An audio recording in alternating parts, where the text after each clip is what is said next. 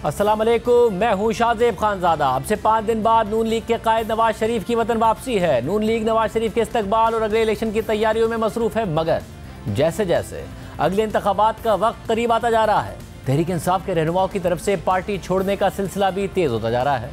तहरीक इंसाफ के रहनुमा अचानक गायब कर दिए जाते हैं और फिर अचानक मीडिया पर नमूदार हो जाते हैं और तहरीक इंसाफ छोड़ने का ऐलान कर देते हैं, मगर साथ ही ये कहते हैं कि हम तो खुद कहीं चले गए थे।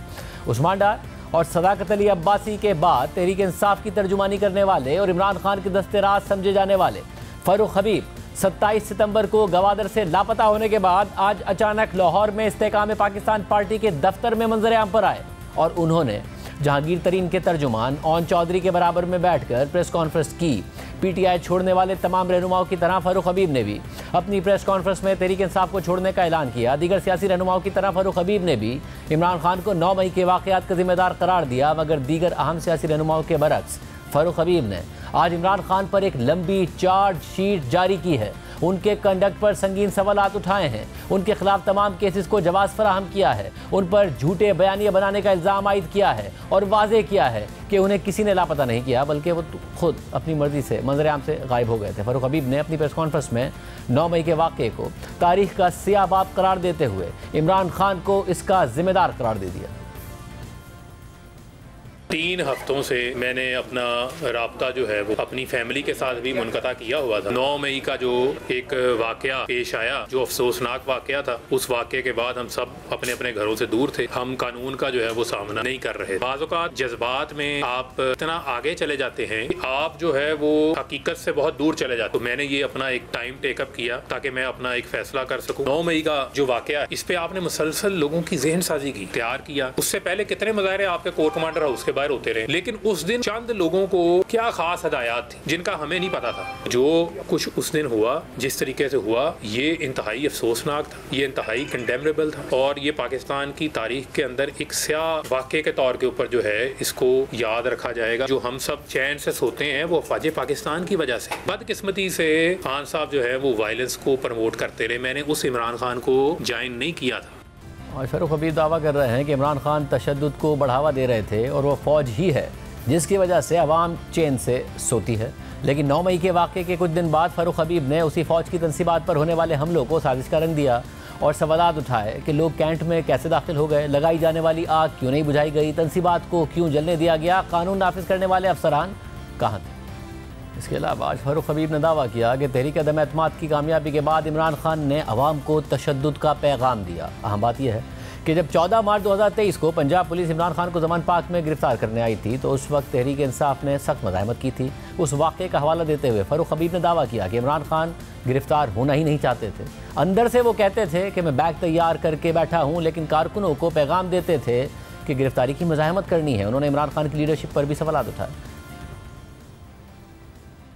9 अप्रैल के बाद आपने लोगों को क्या पैगाम दिया? सड़कों पे निकलें, आप मज़ाहमत करें, आप वायलेंस करें। मुसलसल माइंड सेट एक पैगाम दिया जाता रहा जहाँ पर जो इनोसेंट लोग थे वो कल्ट फॉलोइंग के अंदर उनके माइंड्स को हाईजैक किया गया और उनके दिमाग में मुसलसल जो है जज्बात भड़काए जाते रहे कि पता नहीं जो पाकिस्तान के इदारे हैं वो आपके खिलाफ काम कर रहे हैं। जो वो बात करते हैं प्रोपेगेंडे की, जो फितने की बात करते हैं, वो असल फितना क्या है? यही है कि आप लोगों का 24 घंटे आप टीवी पे बैठ के आप बैलेट की बजाय आप कह रहे थे कि बुलेट का रास्ता इख्तियार कर। आप ये कह रहे थे कि आप अपने ही इदारों के ऊपर चढ़ दौड़े। 14 मार्च का इंसिडेंट था ज़मान पार्क का, 24 घंटे मज़ाहमत होती रही। पॉलिटिकल लीडर्स घरों से गिरफ्तार होते हैं, माजी में भी हुए हैं। अगर आप नेल्सन मंडेला की मिसाल देते हैं, 28 साल उसने जेल काटी है, तो नेल्सन मंडेला ने क्या लट्ठा बरदार फोर्सेस बना ली थी? क्या आप अपनी यूथ को ये बता रहे थे कि पेट्रोल बम बना के पेट्रोल बम जलाओ? आपने बज़ाहिर बैग भी तैयार किया हुआ है, लेकिन साथ में आप ये भी चाह रहे हैं कि बाहर लोग मज़ाहमत भी करें। मगर 14 मार्च के जिस वाक़े का आज फारूक हबीब ने हवाला दिया, इस वाक़े के एक दिन बाद यानी 15 मार्च को फारूक हबीब ने वीडियो बयान जारी किया था जिसमें वो जोश में थे और पैगाम दे रहे थे कि ज़ालिमों, तुम लोग लंदन प्लान पर अमल करने आए हो, इमरान खान को कत्ल करना चाहते हो, इसका हिसाब लिया जाएगा। स्ट्रेट फायरिंग की है, इस जुल्म का जो है वो इनको हिसाब देना पड़ेगा। ज़ालिमों, तुम लोग जो है वो लंदन प्लान पे अमल दरामद कराने आए हो, जो गारंटियां दी हुई हैं उसकी बुनियाद पे आए हो। इमरान खान को कत्ल करवाना चाहते हो, जेल में डालना चाहते हो, ये लंदन प्लान है। शर्म करो, अवाम इसके खिलाफ निकली, ये जुल्म के खिलाफ सरापा एहतजाज है। इस जुल्म का लिया जाएगा। इसके अलावा फ़ारूक हबीब ने आज इस्तेकाम पाकिस्तान पार्टी में शमूलियत करने के साथ साथ ये दावा किया कि इमरान खान अपने मकासद से पीछे हट गए। वो कायद आज़म के पाकिस्तान की जगह बुशरा बीबी, फराह गोगी और उस्मान बुज़दार का पाकिस्तान हमारे हवाले कर गए। सियासी पैदाइश जो है वो मेरी तो पीटीआई है, लेकिन जब खान साहब अब खुद ही अपने मकसद से हट गए हैं, जब खान साहब खुद ही अपने मामले से निकल गए हैं और कायद आज़म के पाकिस्तान की बजाय हमारे हवाले कर दिया फराह गोगी, बुशरा बीबी और उस्मान बुज़दार का पाकिस्तान। यार 3.5 साल हम उस्मान बुज़दार को डिफेंड करते रह गए, जो शख्स खुद किसी को नहीं डिफेंड, अपने आप को नहीं डिफेंड कर सका। ऐसे ऐसे काबिल लोग थे जिनको आपने टिश्यू पेपर की तरह यूज करके इस्तेमाल करके आपने उनको साइड पे कर दिया। आप उनको 2018 में जो है वो बुशरा बीबी ने उस्मान बुज़दार को पास कर दिया तो अलीम खान बुरे हो गए, जहांगीर तरीन जो है वो बुरे हो गए। कल को जो है मैं नहीं अच्छा लगूंगा, मैं भी बुरा हो जाऊंगा, कल को कोई और भी बुरा हो जाएगा। ये मैं बता रहा हूँ, सबको पता है ये रियलिटी, ये दिल की उनकी बातें, मैं सबको पैगाम दे रहा हूँ। आज मैंने ये फैसला किया कि मैं IPP ज्वाइन कर रहा हूँ और बहुत सारे लोगों के लिए ज़ाहिर बात है, लोगों को लगता है ये नई जमात, तो मुझे लगता है कि मैं अपने जो है वो घर में ही मौजूद हूँ। दिलचस्प बात यह है कि अपनी गुमशुदगी से चंद घंटे पहले यानी 27 सितंबर को ही फ़ारूक हबीब ने सोशल मीडिया पर बयान जारी करते हुए कहा था कि इमरान खान को जिस्मानी तौर पर तो कैद कर लिया, लेकिन हकीकी आज़ादी की सोच को कैद नहीं किया जा सकता। बेशक हर मुश्किल के बाद आसानी है। और फिर उसके 20 दिन बाद आज फ़ारूक हबीब ने पार्टी छोड़ने का ऐलान कर दिया, लेकिन माजी में जब दीगर रहनुमा तहरीक इंसाफ छोड़ते थे तो फ़ारूक हबीब बताते थे कि वो क्यों पार्टी छोड़ रहे हैं। लोगों से उनकी गर्दन के ऊपर बंदूक रख के, खौफजदा करके, हरासा करके, जेलों में डालकर इस वक्त जो है वो उन्हें कहा जा रहा है कि आप पार्टी को छोड़ें, आप इमरान खान को छोड़ें। हम अपनी जानों का नजराना देंगे, इमरान खान के साथ हम डट के खड़े होंगे, जो करना है तुमने वो कर लो, और इमरान खान हमारी रेड लाइन है, कान खोल के सुनो। आज फ़ारूक हबीब की प्रेस कॉन्फ्रेंस में एक अहम बात यह थी कि उन्होंने इमरान खान के खिलाफ चलने वाले साइफर, तोशाखाना और अलकादिर ट्रस्ट केसेस को जवाब फराहम किया। तीनों मामलात पर उन्होंने इमरान खान के कंडक्ट पर संगीन सवालात उठाए और झूठे बयानिए बनाने का इल्ज़ाम आयद किया। साइफर का मामला, साइफर आ गया जी। जब आपकी सरबराही में नेशनल सिक्योरिटी काउंसिल की कमेटी की मीटिंग हो रही हो, साइफर उसमें ज़ेर बहस है, लेकिन उसका मुश्तरका इलामिया ये जारी होता है कि ये मुदाखलत है, ये साजिश नहीं है। जब रद्द अमल दे दिया, सब कुछ हो गया, तो बस फिर आप उस मामले को वहाँ पे ख़त्म करें, लेकिन कौमी इंटरेस्ट की बजाय आपने कहा नहीं, इस पे सियासी बयानियाँ बनाना है। फिर तोशाखाना में हमने बड़ी तनकीद की, जनाब जरदारी के ऊपर, नवाज शरीफ के ऊपर, बाकियों के ऊपर हम तनकीद करते रहे। मैं प्रेस कॉन्फ्रेंस करता रहूँ कि ये क्लासीफाइड इन्फॉर्मेशन के पीछे छुप रहे हैं। हमें ये पता ही नहीं है कि इमरान खान साहब ने भी तोशाखाना से घड़ियां ली हुई हैं, आए बाएं शाएं हमारे सामने हो रही होती थी। अच्छा जी आप ऐसा करें, स्पोक्स पर्सन की मीटिंग कॉल हो रही है PM ऑफिस में, जो चीज़ डिफेंडेबल ही नहीं है उसको, उसका दिफा हम कर रहे थे। जो डॉक्यूमेंट्स हैं जो आपने जो शो करने थे उसके मुताबिक आपने उसको मेंशन नहीं किया इलेक्शन कमीशन के गोशवारों के अंदर, तो उसका जवाब दे तो आपको होना पड़ेगा। अच्छा जी फिर अब्दुल कादर ट्रस्ट वाला मामला आ गया। अच्छा जी आपने ट्रस्ट बना लिया, यार आपने शौकत खानम हॉस्पिटल भी तो बनाया, शौकत खानम हॉस्पिटल के ऊपर तो कोई सवाल नहीं उठाता, आपने बंद लिफाफे में ही जो है वो पास करवा दिया कैबिनेट से। कैबिनेट को पता ही नहीं किसी को, मैं उसका कैबिनेट का हिस्सा नहीं था, लेकिन जो हुआ यही चीजें कोट हो रही है ना। तो हाई मॉरल ग्राउंड की बार बार बात होती है, वहां पर आपके फिर हाई मॉरल ग्राउंड्स कहां पे चले गए? इसका मतलब आपने कॉम्प्रोमाइज किया। कॉम्प्रोमाइज आप थे वो आप उसका बरमला एक्सेप्ट करें, नहीं फिर कहेंगे नहीं जी मैं बहुत अच्छा हूँ बाकी सारे बुरे हैं। तो इन चीज़ों के जवाबात तो आपको देने हैं, ये ब्लैक होल्स तो आपके एंड के ऊपर मौजूद हैं। मगर फ़ारूक हबीब मुख्तलिफ मुकदमात में इमरान खान का खुलकर दिफा किया करते थे। मंज़र-ए-आम से गायब होने से एक दिन पहले फ़ारूक हबीब ने 26 सितंबर को सोशल मीडिया पर बयान जारी करते हुए कहा था कि जाली बोगस मुकदमात में इमरान खान को जेल में कैद किया गया, जहां पर फेयर ट्रायल फराहम नहीं किया जा रहा है। जेल में इन कैमरा ट्रायल इंसाफ के कत्ले आम के मुतरादिफ है। साइफर मुकदमे की समाअत खुली अदालत में की जाए और कौम को बराह रास्त दिखाया जाए ताकि मालूम हो कैसे झूठे मन घड़त मुकदमात में इमरान खान को जबरी कैद किया गया है।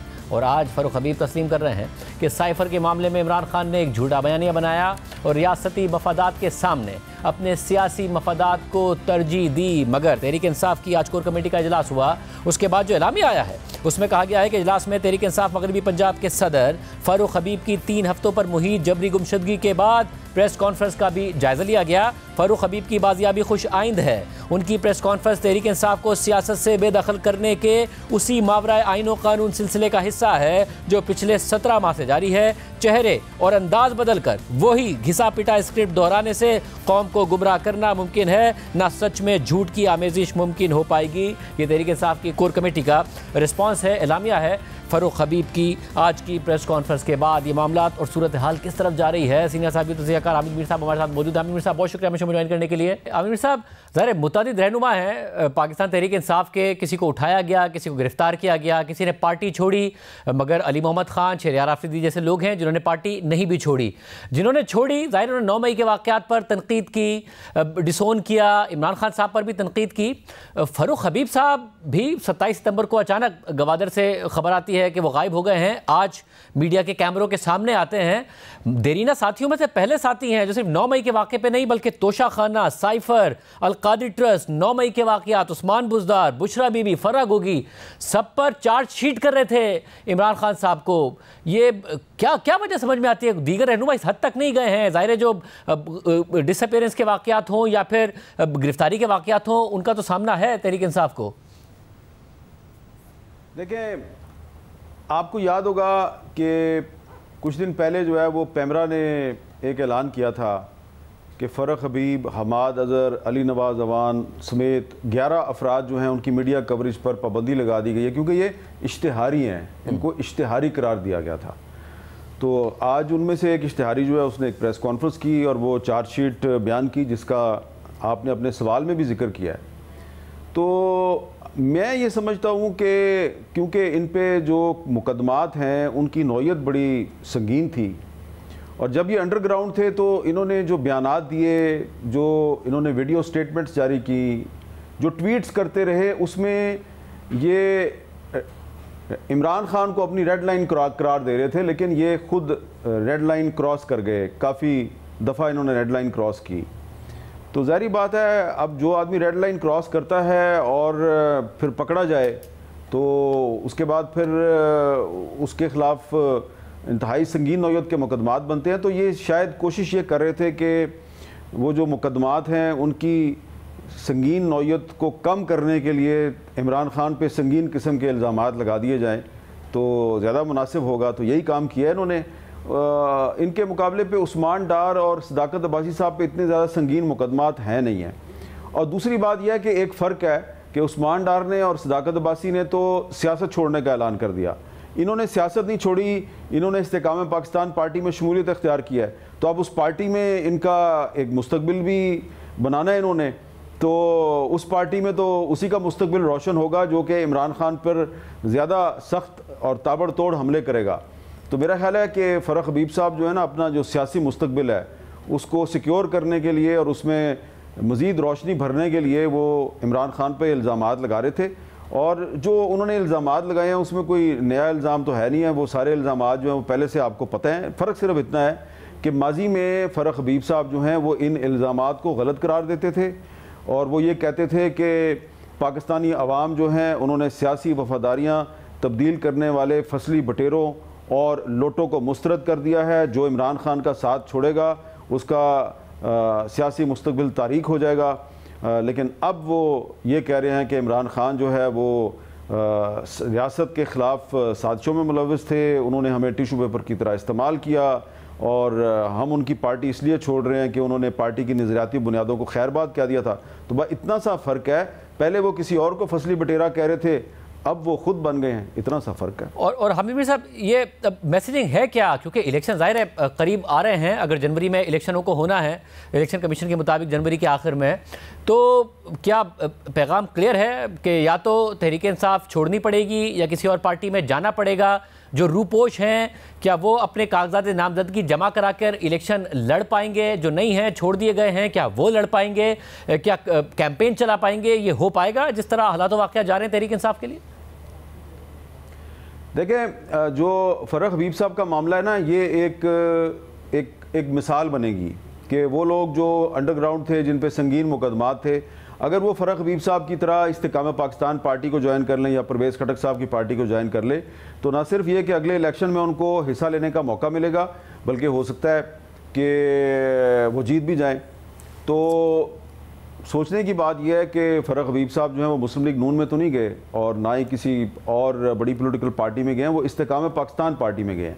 तो इसमें एक पैगाम है और मुझे ये लगता है कि आने वाले चंद दिनों में कुछ और भी 2-3 अजीम जो मज़ाहमती सियासत के जो अलंबरदार हैं, जो कहते थे कि इमरान खान हमारी रेड लाइन है, इस रेड लाइन को टच ना करना, तो वो भी ऑरेंज लाइन ब्लू लाइन या येलो लाइन में तब्दील होने वाले हैं। और हामिद साहब, जब रियासत ने फैसला किया नवाज शरीफ साहब को सिस्टम से बाहर करने का, उसके बावजूद बहरहाल नून लीग इलेक्शन लड़ती नजर आई। नवाज शरीफ साहब, मरीम नवाज साहबा को जेल में डाला गया उसके बावजूद। अब क्या सिर्फ इमरान खान साहब को माइनस करने का मामला है या ये उससे आगे की बात नजर आ रही है? बल्ला मुश्किल होगा कि बैलेट पेपर पर नजर आए। यार मेरे भाई, आप इतना मुश्किल सवाल कर देते हैं। अब मैं इसका जवाब दूंगा तो आप भी फंसोगे और मुझे भी फंसवाओगे। ये मामला सिर्फ इमरान खान तक महदूद नहीं है, आगे आगे देखिए होता है क्या। मतलब और ज़ाहिर एक गठजोड़ नज़र आया था 2018 से पहले इस्टेब्लिशमेंट और अदलिया का, मगर इमरान खान साहब को मुतादिद केसेस में बहरहाल अदलिया से रिलीफ भी मिला है। साइफर केस में एक के बाद एक पटिशन के बावजूद, फिर वो इस्तस्नास की भी दरख्वास्त के बावजूद, आपको लग रहा है कि कोई रिलीफ वो ले पाएंगे या यहाँ पर वो फंसते नज़र आ रहे हैं इस मामले में? देखिए, पहले जो उनको रिलीफ मिल रही थी वो बंदयाल साहब की वजह से मिल रही थी। अब बंदयाल साहब नहीं है तो जो सुप्रीम कोर्ट के फुल बेंच का जो फैसला है प्रैक्टिस एंड प्रोसीजर बिल में, अगर आप उसमें देखें कि जजेस ने मुख्तलिफ मामलात पे मुख्तलिफ रेशो के साथ अपना डिसीजन दिया है। किसी मामले में 10-5 है, किसी मामले में 7-8 है, किसी मामले में 6-9 है। तो इसका मतलब यह है कि पाकिस्तान की जो सुपीरियर जुडिशरी है उसकी सोच में एक तब्दीली आई है और थोड़ी सी उन्होंने जो है इंडिपेंडेंस का मुजाहरा किया है। तो मुझे लगता है कि ये ख्वाह इमरान खान का मामला हो या नवाज शरीफ का मामला हो या किसी और सियासतदान का मामला हो, डिक्टेशन जो है वो अब जुडिशरी कबूल नहीं करेगी। ना ही डिक्टेटेड फैसले लिखे जाएंगे, ना ही डिक्टेटेड फैसले पढ़ के सुनाए जाएंगे। ये एक बुनियादी फ़र्क है। 2018 में जब नवाज शरीफ साहब को डिस्क्वालीफाई किया गया, गिरफ्तार करके जेल में डाल दिया गया, सियासत से उनको आउट कर दिया गया, तो उस वक्त की जो जुडिशरी है वो और जुडिशरी थी। आप ये कह सकते हैं कि वो एक चेन्ड जुडिशरी थी जो कि कुछ लोगों के साथ कोलैबोरेट करके सियासत में बराह रास्त एक किरदार अदा करी थी, सियासत में मुदाखलत करी थी। अब जो सूरत हाल है थोड़ी मुख्तलिफ होगी और इसका डायरेक्टली या इनडायरेक्टली इमरान खान साहब को थोड़ा बहुत फ़ायदा हो सकता है, लेकिन इन दी लॉन्ग रन मुझे फ़िलहाल इमरान खान साहब के लिए कोई ऐसा बड़ा फ़ायदा नज़र नहीं आ रहा कि वो रिलीज़ भी हो जाएं और इलेक्शन में हिस्सा भी लें। लेकिन जनवरी में नहीं तो फरवरी या मार्च में मुझे इलेक्शन होता हुआ नज़र आ रहा है, लेकिन उसमें मुझे खान साहब नज़र नहीं आ रहे। अच्छा, मगर फिर नवाज शरीफ साहब आ तो रहे हैं, कहीं नवाज शरीफ साहब को भी कोई सरप्राइज़ तो नहीं मिल जाएगा? या वो जो तवक्को नून लीग ने की हुई है कि फील्ड खाली मिलने वाली है, कैंपेन करने का मौका मिलने वाला है, वैसा ही होने जा रहा है? देखिए, नवाज शरीफ साहब मेरे ख्याल है कि वापस आएंगे और उनको आना चाहिए। ये मैं बड़े दिनों से कह रहा हूँ। अभी भी जहाँ भी कहीं चले जाएं तो लोग एक ही सवाल पूछते हैं, ख्वाह शादी की तकरीब हो या कोई जनाजा हो, जहाँ भी चले जाएं एक ही, नवाज शरीफ साहब आ रहे हैं कि नहीं आ रहे। तो मैं तो ज़ाती तौर पे तंग आ चुका हूँ इस सवाल से। तो मैं अभी आपका जो सवाल है उसका जवाब मैं यही दूंगा कि नवाज शरीफ साहब को कोई सरप्राइज़ मिलना या नहीं मिलना ये बाद की बात है। उनको हर सूरत में पाकिस्तान वापस आना चाहिए। अगर उन्होंने पाकिस्तान में सियासत करनी है तो उनको वापस आना चाहिए। और मुझे नहीं लगता कि कोई अफोर्ड कर सकता है कि एक ही वक्त में इमरान खान भी जो है वो डिस्क्वालीफाई हो जाए, नवाज शरीफ भी बाहर हो जाएं और भी बहुत से लोग बाहर हो जाएं। ये मुझे ज़रूर लग रहा है कि खान साहब के बाद कुछ और लोग जो हैं वो माइनस होंगे, लेकिन किसी और तरीके से माइनस होंगे। वो अदालती तरीक़ाकार से माइनस नहीं होंगे। हो सकता है इलेक्शन के ज़रिए माइनस हो जाएं, बहुत बड़े बड़े नाम हैं उसमें, वो इलेक्शन के ज़रिए माइनस हो सकते हैं। लेकिन नवाज शरीफ साहब जो हैं वो अगर पाकिस्तान वापस आ जाएंगे तो इसका सबसे बड़ा फ़ायदा ये होगा कि एक तो इलेक्शन का इनेकाद यकीनी हो जाएगा, और जब वो पाकिस्तान में आके अपने वर्कर्स के साथ और दीगर सियासी जमातों की लीडरशिप के साथ इंटरेक्ट करेंगे तो अपने लिए कोई ना कोई अच्छा रास्ता निकालने में कामयाब हो सकते हैं। साहब, और पीपल्स पार्टी को शिकायत है, जैसा आपने कहा कि सिस्टम में ये बड़ा मुश्किल है कि नवाज शरीफ भी बाहर हो, इमरान खान भी बाहर हो, मगर पीपल्स पार्टी एक अहम स्टेक होल्डर है, उसकी भी शिकायत हो, क्या उसके तहत फिर आगे बढ़ा जा सकता है? उसकी शिकायत को एड्रेस किया जाएगा या मुश्किलात बढ़ेंगी उनके लिए? मैं आपके इस मुश्किल सवाल का इंतहाई मोहतात अंदाज में सिर्फ ये जवाब दे सकता हूँ कि पीपल्स पार्टी तो सियासत में मौजूद रहेगी, लेकिन पीपल्स पार्टी के कुछ अहम रहनुमा जो हैं शायद वो सियासत में रहें लेकिन पार्लियामेंट में आपको नज़र नहीं आएंगे। बहुत शुक्रिया हामिद मीर साहब की राय आपने सुनी। इसके अलावा इमरान खान के लिए साइफर केस भी खतरनाक होता जा रहा है। कल बहुत अहम दिन हो सकता है, आज भी अदालत में बहुत अहम दिन था, उसकी तफसीलात हम आपके सामने रखेंगे। लेकिन उससे पहले बात हो जाए, क्या 10 दिन हो गए हैं हमास के हमलों के बाद इसराइल ने गज़ा का मुहासरा जारी रखा हुआ है और मुसलसल बमबारी कर रहा है। इसराइली जहरियत और गज़ा की तबाही का अंदाज़ा इस बात से लगाया जा सकता है कि इसराइली फोर्सेस ने 6 दिन में गज़ा जैसे छोटे से इलाके में जितने बॉम्ब गिराए हैं उतने बॉम्ब अमेरिका ने अफगानिस्तान जैसे बड़े मुल्क में 1 साल में गिराए थे। अरब मीडिया के मुताबिक इसराइल ने सिर्फ 6 दिन में गज़ा पर 6000 बॉम्ब गिराए हैं, जिनका वजन 4000 टन था। और अब इसराइल गज़ा में ज़मीनी ऑपरेशन की भी तैयारी कर रहा है, जिसके लिए 3 लाख रिजर्व फौजी सरहद पर पहुंचा दिए गए हैं। इसराइली वज़ीर आज़म नेतन्याहू ने आज इमरजेंसी काबीना के पहले इजलास से खिताब करते हुए धमकी दी है कि वो हमास को ख़त्म कर देंगे। लेकिन ईरान इसराइल को मुसलसल वार्निंग दे रहा है कि अगर उसने गज़ा पर ज़मीनी कार्रवाई शुरू की तो ईरान जंग में शामिल हो जाएगा और गज़ा को इसराइली फोर्सेस का कब्रिस्तान बना देंगे। अहम बात यह है कि ईरान ने यह पैगाम अक़वाम मुत्तहिदा के जरिए बराह रास्त इसराइल को पहुंचा दिया है। अमरीकी न्यूज़ वेबसाइट के मुताबिक 2 सिफारती ज़राए ने बताया है कि ईरान ने इसराइल को पैगाम पहुँचाया है कि वो इसराइल हमास जंग में मजीद इजाफा नहीं देखना चाहता है, लेकिन अगर इसराइल ने गज़ा पर ऑपरेशन जारी रखा तो ईरान को मुदाखलत करना पड़ेगी। खबर के मुताबिक ईरान के वज़ीर ख़ारजा अमीर अब्दुल हयान ने हफ्ते को लेबनान के दारुल हुकूमत बैरूत में अक़वाम मुत्तहिदा के मशरिक़ वस्ता के लिए नुमाइंदे से मुलाकात की थी। ज़राए के मुताबिक ईरानी वज़ीर ख़ारजा ने अक़वाम मुत्तहिदा के नुमाइंदे से कहा कि ईरान नहीं चाहता कि तनाज़ा इलाक़ाई जंग में बदल जाए। ईरान की कोशिश है कि वो हमास की क़ैद में मौजूद सिविलियंस की रिहाई के लिए कोशिश करे, लेकिन ईरानी वज़ीर ख़ारजा ने जोर दिया कि ईरान की अपनी रेड लाइंस हैं।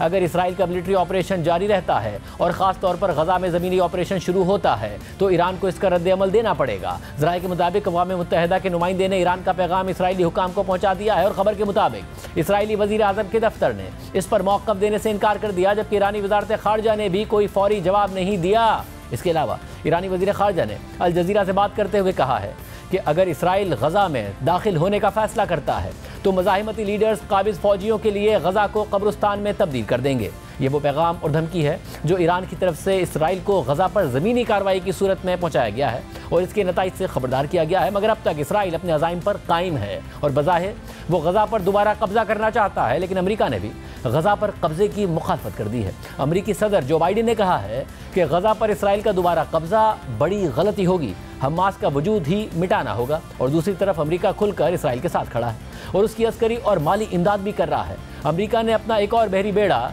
गज़ा और इसराइल के साहिल की तरफ भिजवा दिया है। अहम बात यह है कि अमेरिका न सिर्फ इसराइल की अस्करी इमदाद कर रहा है और उसकी कार्रवाइयों का साथ दे रहा है, बल्कि सिफारती सतह पर भी सबसे ज़्यादा मुतहर्रिक है। अमरीकी वज़ीर ख़ारजा एंटनी ब्लिंकन 4 दिन में दूसरी मरतबा इसराइल पहुँचे हैं और उन्होंने वहाँ की अपोजिशन क़यादत से भी मुलाकात की है। इससे पहले अमरीकी वज़ीर ख़ारजा ने सऊदी अरब, उर्दन, मिस्र, बहरैन, मुत्तहिदा अरब अमारात और कतर का दौरा भी किया था, लेकिन हैरत अंगेज़ तौर पर उन्हें सऊदी अरब में कोई ख़ास पजीराई नहीं मिली, बल्कि सऊदी वली अहद की तरफ से एंटनी ब्लिंकन को सर्द रवैये का सामना करना पड़ा। खुद अमरीकी मीडिया ने इस बात का इंकिशाफ किया है। अमरीकी अखबार वाशिंगटन पोस्ट ने लिखा है कि रियाज में सऊदी वली अहद ने अमरीकी वज़ीर ख़ारजा को मीटिंग के लिए कई घंटे का इंतज़ार करवाया। ये मीटिंग शाम को होनी थी, लेकिन सऊदी वली अहद ने अगली सुबह ये मीटिंग की और जैसे ही मीटिंग शुरू हुई तो सऊदी वली अहद ने गज़ा पर फौजी ऑपरेशन रोकने पर जोर दिया और कहा कि गज़ा का मुहासरा ख़त्म कराया जाए, जिसकी वजह से गज़ा पानी, बिजली और ईंधन से महरूम है। मोहम्मद बिन सलमान ने एंटनी ब्लिंकन से मुलाकात में तनाव कम करने पर जोर दिया, जो कि अमेरिका की पॉलिसी के बरक्स है, जिसके तहत अमेरिका हमास को ख़त्म करने के लिए इसराइल के तमाम अहदाफ के साथ खड़ा है। खबर के मुताबिक अमेरिका अब तक सऊदी अरब की तरफ से हमास की कार्रवाई की मजम्मत करवाने में नाकाम रहा है। यह खबर इस तनाजुर में भी बहुत अहम है क्योंकि सऊदी अरब ने इसराइल के साथ ताल्लुकात की बहाली के लिए मुज़ाकरात रोक दिए हैं और इस बारे में खुद अमेरिका को भी आगाह कर दिया है, जो इस डील में सहूलतकार के तौर पर अहम किरदार अदा कर रहा था। यह सऊदी अरब की पोजीशन में फ़िलहाल बहुत बड़ी तब्दीली है, जो इसराइल और हमास के तनाज़े की वजह से सामने आई है, वरना अब से सिर्फ 25 दिन पहले ये सूरत हाल थी कि सऊदी वली अहद मोहम्मद बिन सलमान खुद अमरीकी मीडिया के सामने इसराइल और सऊदी अरब के सिफारती और तिजारती ताल्लुकात की बहाली का इशारा दे रहे थे, मगर साथ ही फ़लस्तीन के मसले की भी बात कर रहे थे। सिर्फ सऊदी अरब ही नहीं बल्कि दीगर अरब ममालिक भी इसराइल के करीब आ रहे थे। कुछ ममालिक ने बाकायदा सिफारती और तिजारती ताल्लुकात बहाल कर लिए थे, मगर एक अरसे से तनकीद होती रही कि इसराइल ने फ़लस्तीन के मामले पर कोई लचक नहीं दिखाई, अपनी कार्रवाइयाँ, जारहाना रवैया और पॉलिसीज़ को जारी रखा, बल्कि उनमें ज़्यादा तेज़ी दिखाई। इसराइल ने मजीद आबादकारों को फ़लस्तीन में आबाद किया और उन्हें असलहा भी फराहम कर दिया और वह असलहा उन्होंने फ़लस्तीनी शहरियों के खिलाफ इस्तेमाल किया। BBC की 28 अगस्त की खबर के मुताबिक 2022 के आगाज़ से 400 से ज़ायद फ़लस्तीनियों को उनकी ज़मीनों से बेदखल किया जा चुका है, जबकि पीस नाउ की रिपोर्ट के मुताबिक सिर्फ रवां साल जनवरी से लेकर जुलाई तक 6 महीने में इसराइली आबादकारों के लिए 12,000 से ज़ायद नए हाउसिंग यूनिट्स तामीर किए गए थे। इसी तरह अक्टूबर में शाया होने वाली रॉयटर्स की रिपोर्ट के मुताबिक 2023 के इब्तिदाई 8 माह में इसराइली आबादकारों की तरफ से फ़लस्तीनियों को मुतासिर करने के रोज़ाना 3 वाक़यात रिपोर्ट हुए, जो कि एक रिकॉर्ड है। ये वो सूरत हाल थी जिसके दौरान इसराइल और सऊदी अरब के दरमियान ताल्लुकात की बहाली की कोशिशें हो रही थीं, जो अब बिल्कुल ख़त्म होती दिखाई दे रही हैं, क्योंकि गज़ा में इसराइल पीछे हटने को तैयार नहीं है, ना वहाँ का मुहासरा ख़त्म कर रहा है और ना ही ज़रूरियात ज़िंदगी की फराहमी के लिए बॉर्डर खोल रहा है, जिसके बाद पूरी दुनिया की नज़रें मिस्र पर हैं, जहाँ से इमदाद गज़ा पहुँच सकती है। लेकिन मिस्र ने फ़लस्तीनी पनाह गज़ीनों की आमद के ख़तरे के पेश नज़र अपना बॉर्डर बंद किया हुआ है और रफ़ा क्रॉसिंग इस वक्त पूरी दुनिया की तवज्जो का मरकज़ बनी हुई है।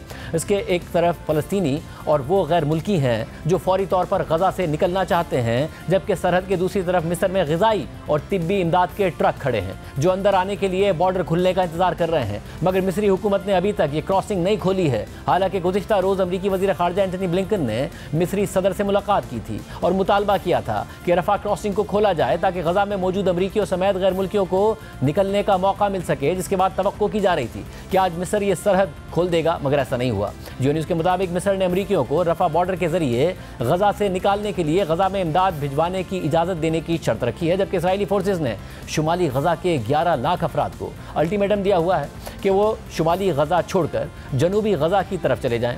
इसराइली फोर्सेज ने वाज़े किया है कि जिसको अपनी जान प्यारी है वो शुमाली गज़ा छोड़कर जनूबी गज़ा की तरफ चला जाए। जनूबी गज़ा का सबसे अहम इलाका खान यूनुस है, जहाँ सूरत हाल संगीन हो रही है। खान यूनुस में पहले से ही सहूलियात की कमी है और बहुत बड़ी तादाद में लोग रिहाइश पजीर हैं, लेकिन शुमाली गज़ा से मज़ीद लोगों की आमद की वजह से भूख और अफलास में मज़ीद इजाफे का खदशा पैदा हो गया है। BBC के मुताबिक इसराइल की जानिब से गज़ा से निकल जाने की धमकी के बाद गज़ा के शुमाली इलाके से लोग जो कुछ अपने साथ लेकर निकल सकते थे वो निकल पड़े हैं और अब वो खान यूनुस पहुंच रहे हैं। जिनकी गाड़ियों में पेट्रोल था वो गाड़ियों में आए, जिनको घोड़ा गाड़ी मैसर आई वो उससे भागे और जिनके पास कोई चारा नहीं था वो पैदल ही नकल मकानी करने पर मजबूर हुए।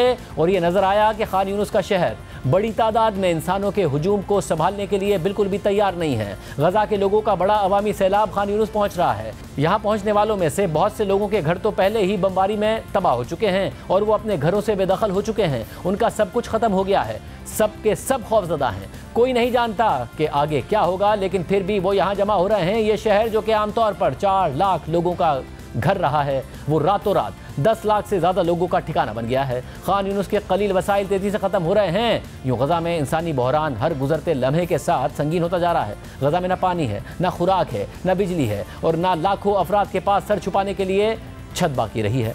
वर्ल्ड हेल्थ ऑर्गेनाइजेशन के मुताबिक अगले 24 घंटों में गज़ा का पानी, बिजली और ईंधन मुकम्मल तौर पर ख़त्म हो जाएगा, जबकि अस्पतालों में ज़ख्मियों के इलाज के लिए अद्वियात और तिब्बी आलात भी ख़त्म हो गए हैं। अल जज़ीरा के मुताबिक हर 1 मिनट में गज़ा के अस्पतालों में एक ज़ख्मी लाया जा रहा है। गज़ा के अल शिफा अस्पताल में एक इंतहाई दिल खराश वाक़या सामने आया, जहाँ ज़ख्मियों के इलाज में मसरूफ़ डॉक्टर के वालिद और भाई की लाशें पहुँची तो वो अपने जज्बात पर काबू न रख सके। इसराइली बमबारी से गज़ा में मरने वालों की तादाद 2800 से ज़्यादा हो गई है।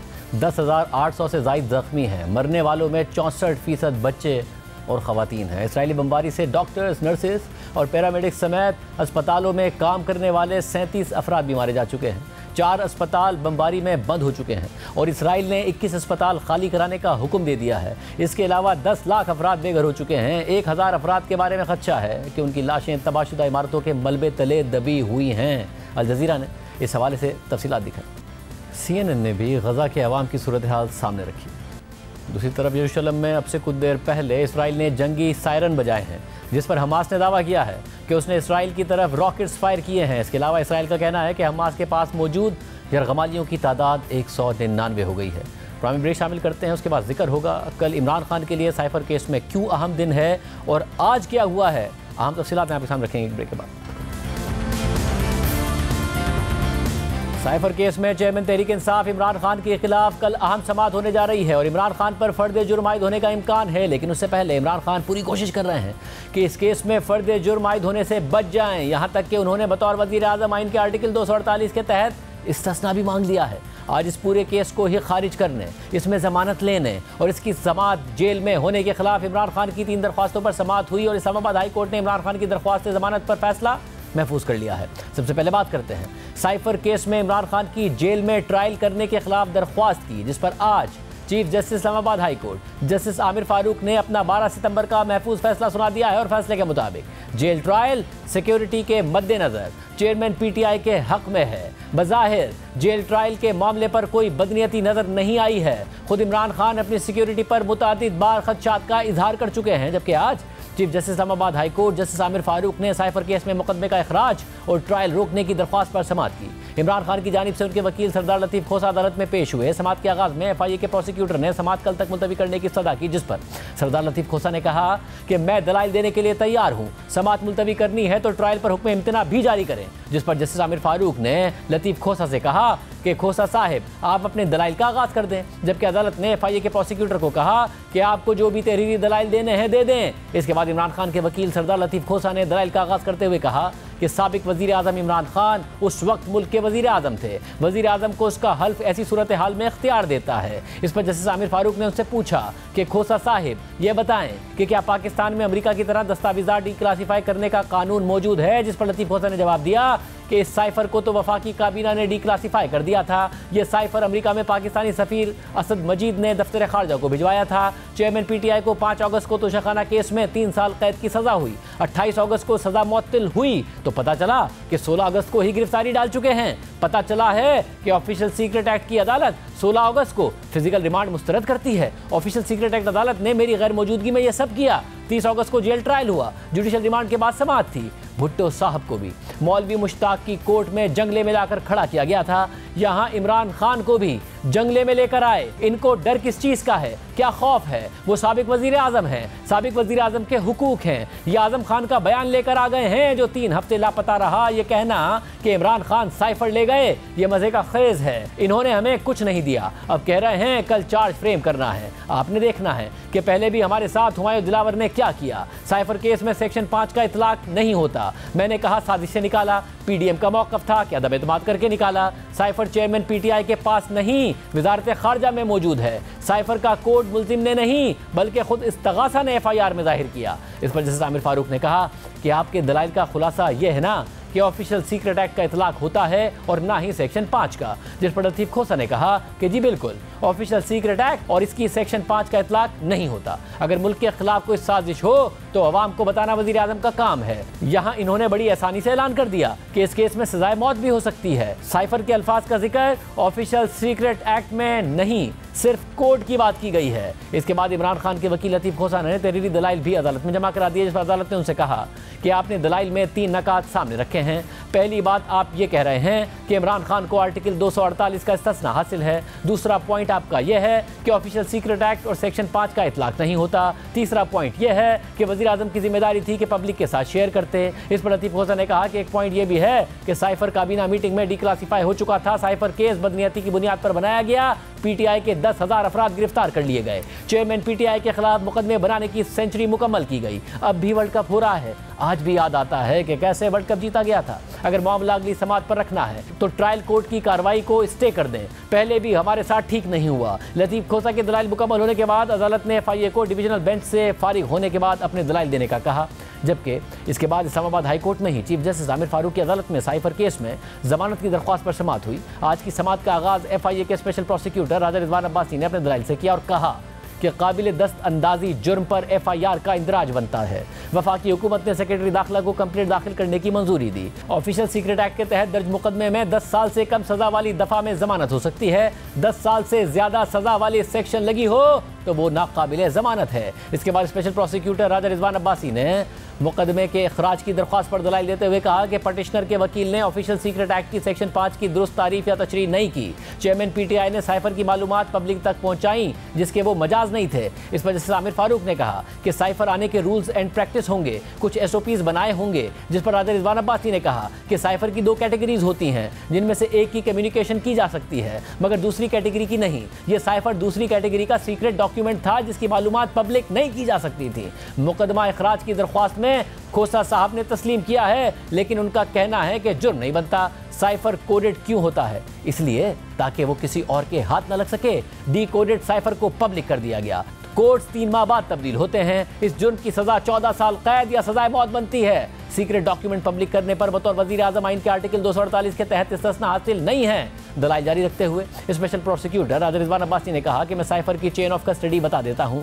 नोमान साइफर असिस्टेंट है जिसने साइफर वसूल किया और फिर डिप्टी डायरेक्टर इमरान साजिद के हवाले किया। साइफर फिर हसीब बिन अजीज और फिर उस वक्त के फॉरेन सेक्रेटरी सुहेल महमूद के पास गया। साइफर को इसके बाद पीएम ऑफिस के साइफर ऑफिसर शाहीन कैसर और deputy secretary PM office Haseeb Gohar के पास भिजवाया गया। सबसे आखिर में साइफर उस वक्त के वजीर आजम के प्रिंसिपल सेक्रेटरी आजम खान के पास पहुंचा। आजम खान के बयान पर तनकीद की गई। उन्हें इस केस में कभी मुल्जिम नहीं बनाया गया था। आजम खान का नाम इस केस के गवाहों की लिस्ट में शामिल है। वो तफ्तीशी अफसर के सामने खुद पेश हुए और बयान रिकॉर्ड कराया। आजम खान ने बताया कि साइफर वाले केस में दबाव था, इसलिए जहनी सुकून के लिए कुछ अरसे के लिए गायब हो गया था। इस केस में असद मजीद और आजम खान मरकजी गवाहान में शामिल हैं। सेक्रेटरी खारजा ने अपने बयान में कहा कि मैंने सीक्रेट डॉक्यूमेंट लिखा था। ये ऐसा केस है जिसमें जुर्म का इर्तिकाब करके इसे मुल्जिम की जानिब से तस्लीम भी किया गया है। अगर किसी बयान से पाकिस्तान के सुपर पावर अमेरिका से ताल्लुकात मुतासिर हों तो यकीनन इसका किसी को फायदा भी होगा। ऑफिशियल सीक्रेट एक्ट की खिलाफ वर्जी उसने की, जिसे इंतहाई जिम्मेदार शख्स होना चाहिए। इससे मुतालिक मालूमात तो वो अपनी फैमिली के साथ भी शेयर नहीं कर सकता था। इसके बाद एडवोकेट शाह खबर ने दलाइल जारी रखते हुए कहा कि साइफर 9 मार्च 2022 को वज़ीर आज़म ऑफिस में मौसूल हुआ, जिस पर जस्टिस आमिर फारूक ने उनसे पूछा कि साइफर मैसेज वापस जाने से मुतालिक कोई तहरीरी SOP है, जिस पर एडवोकेट शाह खबर ने कहा कि साइफर को जल्द अज जल्द वापस करना होता है। अगर इस पर नेशनल सिक्योरिटी कमेटी मीटिंग बुलानी थी तो फौरन बुलाते। इमरान खान ने 27 मार्च को जलसे में साइफर लहरा दिया, सियासी फायदे के लिए मालूमात पब्लिक कर दी। 9 मार्च से 27 मार्च तक क्या हुआ? पार्लियामेंट के सामने भी साइफर को पेश नहीं किया गया। पटिशनर के वकील ने एतराफ़ किया कि साइफर की मालूमात पब्लिक की गई थी। शाह खबर के दलाइल मुकम्मल होने के बाद उन पर इमरान खान के वकील बैरिस्टर सफदर ने जवाबी दलाइल देते हुए कहा कि महाराष्ट्र से लेकर राजस्थान तक और दिल्ली हाई कोर्ट के फैसले यहां पढ़े जाते रहे। भारतीय केसेस के हवाले दिए गए। पाकिस्तान का कोई केस लॉ पेश नहीं किया गया। पाकिस्तान के किसी वजीर आजम के खिलाफ ऐसा कोई केस कभी नहीं बनाया गया। साइफर क्या है किसी के पास नहीं है। साइफर से सिक्योरिटी मेथड कैसे कॉम्प्रोमाइज हो गया है ये नहीं बताया गया। ऑफिशियल सीक्रेट एक्ट के सेक्शन 5 को जितना मर्जी खींच लें, इस केस पर उसका इतलाक नहीं होता। अगर 33 दिन पटिशनर ने साइफर को अपने पास रखा तो 169 दिन उनके बाद आने वाले वजीर आजम ने भी अपने पास रखा। इसके बाद इमरान खान की जानिब से सरदार लतीफ खोसा ने केस के दलाइल दिए और कहा गया है कि साइफर की मालूमात पब्लिक करने का एतराफ़ कर लिया है। मैं कतन किसी बात का एतराफ़ नहीं कर रहा हूँ। क्या चेयरमैन PTI ने पब्लिक को कोई साइफर दिखाया? उन्होंने तो अलामती तौर पर एक कागज़ लहराया था। डिकोड होने वाला साइफर तो आर्मी चीफ DGISI शहबाज शरीफ और ख्वाजा आसिफ के पास भी गया। इस पर तो सिफारती सतह पर शदीद एहतजाज भी किया गया था। साइफर को डिक्लासीफाई वफाकी काबीना ने किया था। आइन के आर्टिकल 248 में वाज़ेह है कि चेयरमैन PTI को बतौर वज़ीर आज़म इस्तिस्ना हासिल है। इस दौरान एडवोकेट शाह खबर ने कहा कि 8 अप्रैल को काबीना इजलास में तजवीज़ आई कि साइफर को डिक्लासीफाई कर दिया जाए। सेक्रेटरी खारजा उमूर समेत दीगर के शदीद एतराज़ पर यह तजवीज़ मुस्तरद हो गई। सिर्फ चीफ जस्टिस समेत 5 अफराद के लिए डिक्लासीफाई किया गया था, पब्लिक के लिए नहीं किया गया था। दोनों जानिब से दलाइल मुकम्मल होने के बाद इस्लामाबाद हाई कोर्ट ने आज साइफर केस में इमरान खान की जमानत की दरख्वास्त पर फैसला महफूज कर लिया। समाअत के बाद अदालत से बाहर गुफ्तगू करते हुए इमरान खान के वकील सलमान सफदर ने कहा कि उम्मीद है कि 1-2 दिन में चेयरमैन PTI इमरान खान की जमानत हो जाएगी और अब इस केस में कल ट्रायल कोर्ट में इमरान खान और शाह महमूद कुरैशी पर फर्द जुर्म आयद होने का इम्कान है। और कल की समाअत के लिए तहरीक इंसाफ ने दरख्वास्त की है कि उसके 8 वकला को अदालत में दाखिले की इजाज़त दी जाए, जिसकी खुसूसी अदालत के जज अबुल हसनात ने इजाज़त भी दे दी है। आज के प्रोग्राम में इतना ही। इजाज़त दीजिए। अल्लाह हाफ़िज़।